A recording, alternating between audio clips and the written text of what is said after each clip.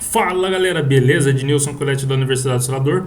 Mais uma informação aí relacionada ao New Civic, tá? Um inscrito do nosso canal aí, o Carlinhos Play, pediu pra gente a localização da sirene, né? Ou da buzina do sistema original desse carro, ok? Então a buzina, uma única buzina que existe nesse veículo, ele faz o disparo do alarme, né? Do sistema de conforto desse carro e a buzina também do volante. Aí está ela. Vou mostrar a chave do veículo aqui para vocês, ó, e pressionar o botão pânico. Escutem.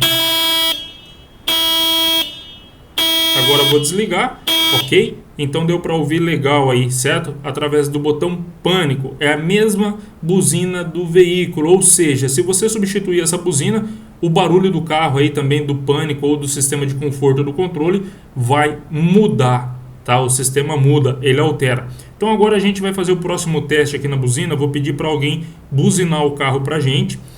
O carro vai ser buzinado uma vez a cada 5 segundos, tá? Repare aí que não vai ficar aquele bip constante igual ficou do botão do pânico, ok? Então vamos lá. Enquanto ele emite o bip aí, deixa aqui um convite. Se não é inscrito no nosso canal, se inscreva. Se tiver alguma dúvida, deixa nos comentários que vamos responder o quanto mais rápido possível. Um forte abraço a todos e até o próximo vídeo.